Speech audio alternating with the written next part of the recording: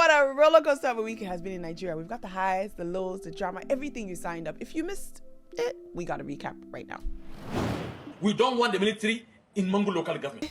Minister Wike. So you can imagine the relief when on Saturday, news broke that the kidnapped sisters and other victims have been finally found and freed. Because kidnapping has happened last night, or one or two places, therefore there's insecurity in the whole of FCT. That is not correct. Oh, still coming there, Olukanni! You know how you be walking on your own and someone will just come and splash mud on your white? This is exactly what happened for Bolanle Road Weber.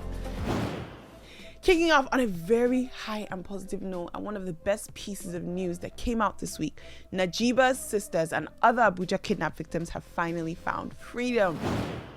So my question though is, the victims were rescued. I would like to hear that one or two kidnappers were actually caught. There's been no news on that. Again, the fear and the feeling that we have about what's happening in Abuja is really troubling.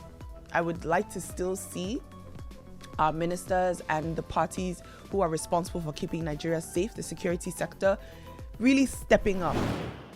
Reunion, tears, and joy flooded the scene as they embraced their loved ones after weeks in captivity. And since then, there has been a lot of drama left, right, and center. A local chairman is pointing fingers at Governor Fubara, claiming that he's behind the attacks. Strong words without evidence, right? The only evidence he's bringing is simply his word of mouth, which is absolutely crazy to me. It also looks like he's not the only one bringing word of mouth. Wike also said that he knows the mastermind behind the kidnappings and that some kidnappers have been arrested. We still never see them. We don't hear their name. We don't know. Maybe these kidnappers and masterminds will be charged to court because that's what's supposed to happen, right? When you catch a criminal, they should be charged to court. Maybe Wike and the local government chairman will present some sort of concrete evidence. We don't know. I just hope that justice prevails, but more importantly, I want to see these kidnappings come to an end. It's enough. Still on accusations, lots of accusations have been flying in Nigeria, and another one has landed in Mangu. Chairman of the Christian Association of Nigeria Plateau chapter has been invited after accusing the Nigerian army of setting up the Christians in Mangu.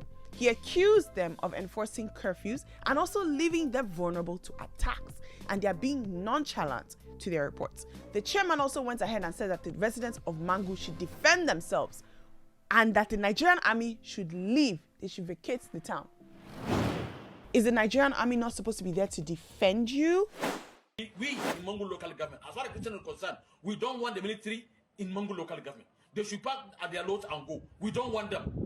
We don't need them and we don't want them. So far, what I've heard is that the Nigerian army has requested that the Khan chairman of the Plateau chapter come and explain himself and share why was this statement said.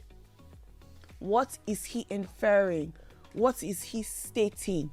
Are you saying they should defend themselves against the army? Is that not inciting violence and conflict?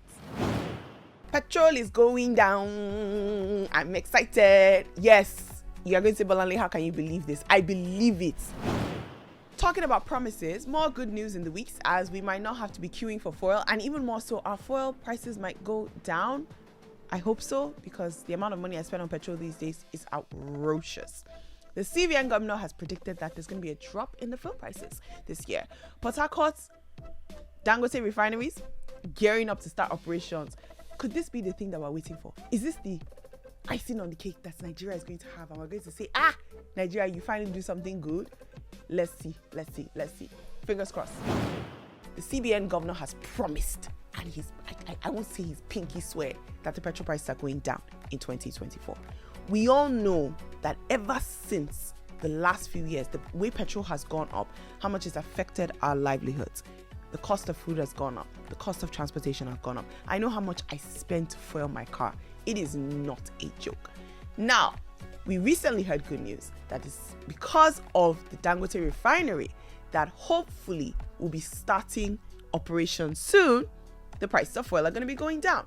The anticipated moderation in pump prices of premium motor spirits, PMS, the economic stabilization or reduction in fuel costs is poised to have far-reaching implications. So my thing is, if this refinery commences and starts to produce petrol and the fuel price does not go down, then we can say that there's a lot of wayo going.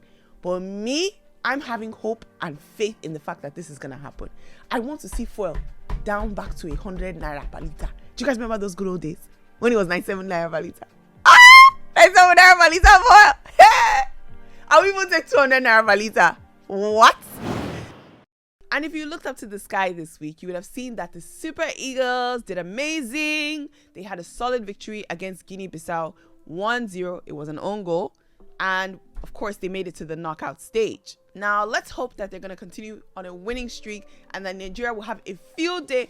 Wishing you Super Eagles the best of luck tonight. Score, score, score, score. It's a goal, it's a goal, it's a goal. Give us this win. It's been a long time since Nigeria has done amazing at a sports tournament, and we have amazing footballers. On the left-hand side, a great opportunity. Surely it's in the back of the net. Oh, wow! And it's an own goal, smashed in. The openings here, though. Waziem, Omeruru. Still could be there, Akala! Moving on to social media. Social media was hot. You guys remember that GRV, Bolanle Olukanni, the Labour Party governor candidate, his wife, Ife Ifeanyibo, had some serious issues with Chike Jones, a social media manager and writer. Chike came with the evidence accusing Ife that Ife didn't pay for his services. He did work for her, she didn't pay, and it got super messy. GRV, as the husband of the year, stepped in, shining armor, settled the debt, also apologized for the mess. Ife finally did come up to step up and acknowledge her mistake, and she also showered gratitude on her sweet husband for doing what it is. GRV's wife has been accused of not paying for services. You know how you be walking on your own and someone will just come and splash mud on your white? This is exactly what happened for Bolanle Olukanni. He is the man who has dreamt of ruling Lagos through the Labour Party. But Chike Jones, a social media manager, took to the streets of X with a megaphone in his right hand and evidence, lots of it, in his left, against Ife Olukanni, who is Bolanle's wife. Now, Ife, she wasn't really moved by this call out. She didn't move her. The girl was just like, answer. But GRV rushed to Twitter to extinguish the flames. He acknowledged Chike and also has settled the debt, of course. Unfortunately, the damage has truly been done. I mean, it's been a holiday for opponents and they are dragging GRV and his wife just through the mud. Meanwhile, singles, it choked this week. It was a loss. We weren't able to breathe. Why are we? Couldn't Remy tie the knots, leaving singles questioning their choice. Moses Bliss also put a ring on it, and then up and down. We were now seeing people replicating the Moses Bliss fiancé dance moves. Everyone was dancing to their Christian artist songs, hoping to get their favorite Christian artist attention. I love Nigerians and I love social media.